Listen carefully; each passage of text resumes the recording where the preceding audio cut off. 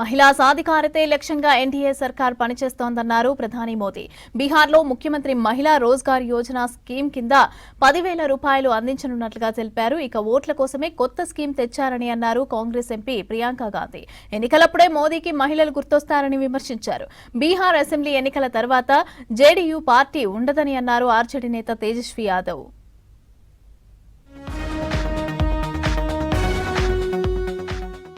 మహిళా సంక్షేమమే లక్ష్యంగా బీహార్లో ఎన్డీఏ సర్కార్ పనిచేస్తోందన్నారు ప్రధాని నరేంద్ర మోదీ. బీహార్లో ముఖ్యమంత్రి మహిళా రోజ్గార్ యోజన స్కీమ్ను వర్చువల్ గా ప్రారంభించారు. ఈ పథకం కింద ఒక్కో మహిళకు 10,000 రూపాయల చొప్పున అందించుచున్నట్లు చెప్పారు. మొత్తం 75 లక్షల మంది మహిళల ఖాతాల్లో డబ్బు జమ చేయనున్నట్లు తెలిపారు. మహిళా సాధికారత, స్వయం ఉపాధికి సీఎం మహిళా రోజ్గార్ యోజన దోహదపడుతుందని చెప్పారు. 7,500 కోట్ల వ్యయంతో ఈ స్కీమ్ చేపట్టామన్నారు పీఎం మోదీ. मुख्यमंत्री महिला रोजगार योजना शुरू की जा रही है। पहला तो ये कि आज वाकई बिहार की बहनों बेटियों के लिए कितना बड़ा, कितना महत्वपूर्ण ये कदम नीतीश जी की सरकार ने उठाया है। स्वरोजगार करती है तो उसके सपनों को नए पंख लग जाते हैं। ప్రధాని మోదీ నాయకత్వంలో బీహార్ అభివృద్ధి చెందుతుందన్నారు రాష్ట్ర సీఎం నితీష్ కుమార్. గతంలో అధికారంలో ఉన్న ఆర్జేడీ నేతలు వారి కుటుంబాల బాగు కోసం పదవులు చేపట్టారని విమర్శించారు. ఎన్డీఏ ప్రభుత్వం మాత్రం బీహార్ ప్రజల సంక్షేమమే లక్ష్యంగా పనిచేస్తున్నట్లు చెప్పారు సీఎం నితీష్. जब 24 नवंबर 2005 को एनडीए बीजेपी जदयू की सरकार बनी थी, तब से हम लोग बिहार के विकास में लगे हुए हैं और राज्य में कानून का राज है।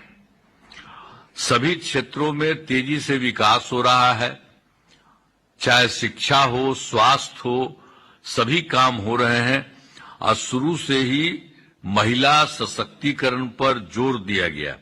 సీఎం నితీష్ పాలనలో బీహార్లో నిరుద్యోగం, పేదరికం డబుల్ అయిందని ఆరోపించారు కాంగ్రెస్ నేత ప్రియాంక గాంధీ. బీహార్ యువత ఉపాధి లేక దేశమంతా వలసపోతుందన్నారు. ఢిల్లీ, హిమాచల్, కేరళ సహా ఏ రాష్ట్రానికి వెళ్లినా బీహార్ వలస కూలీలే కనిపిస్తున్నారన్నారు. పాట్నాలో జరిగిన శక్తి అధికార సభలో పాల్గొన్న ప్రియాంక 70 ఏళ్లుగా ప్రజల హక్కులను కాంగ్రెస్ కాపాడుతోందని చెప్పారు.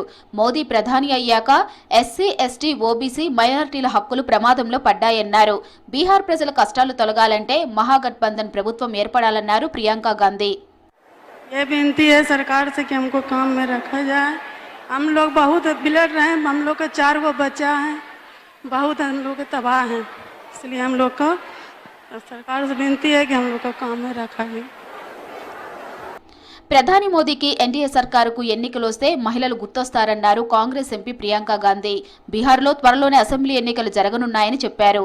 అందుకే ముఖ్యమంత్రి మహిళా రోజ్గార్ యోజన స్కీమ్ను నితీష్ ప్రభుత్వం ప్రకటించిందని విమర్శించారు.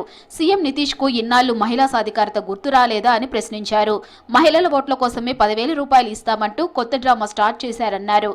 మరోసారి మోదీ, నితీష్ మాటలు నమ్మి బీహార్ ప్రజలు మోసపోవద్దన్నారు ప్రియాంక గాంధీ. कहा कि यहाँ से तमाम लोग पलायन करके चले जा रहे हैं, तो इतना संघर्ष है, इतना बोझ उठा रही हैं आप, क्या इस बोझ को पहचानना नहीं चाहिए? नेताओं को, सरकारों को क्या आपको नकारा जाना चाहिए? क्या ऐसी बात होनी चाहिए कि भाई चुनाव आ रहा है, चलो अब महिलाओं के लिए जल्दी जल्दी एक स्कीम निकाल देते हैं, 10,000 रुपये पकड़ा देते हैं, हमें वोट मिल जाएगा? तो अपने मन के भीतर एक ज्वाला जगाओ ना बदलाव की, खड़े हो जाइए। जो सामने आता है, जो जो स्कीमें आपको बताता है उसको पहचानिए।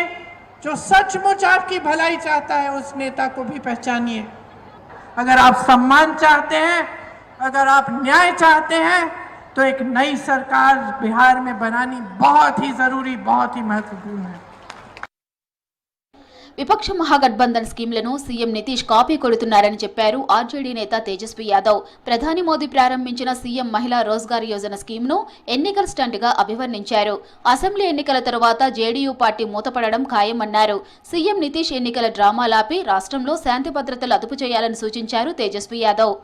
बिहार की जनता को बेवकूफ ना समझे नरेंद्र मोदी जी, इन्होंने एक पैसा केंद्र का इसमें नहीं दिया है और दबाव में मुख्यमंत्री और एनडीए सरकार को नकल करके माई बहन मान योजना का उस दबाव में एक ट्रांजैक्शन तो कर देंगे, 2 कर देंगे, चुनाव तक जितना हो सकता है पहले कर देंगे, लेकिन चुनाव के बाद ये जो दे रहे हैं 10,000 रुपए, ये उधार रूप है, ये वसूलने का काम करेंगे।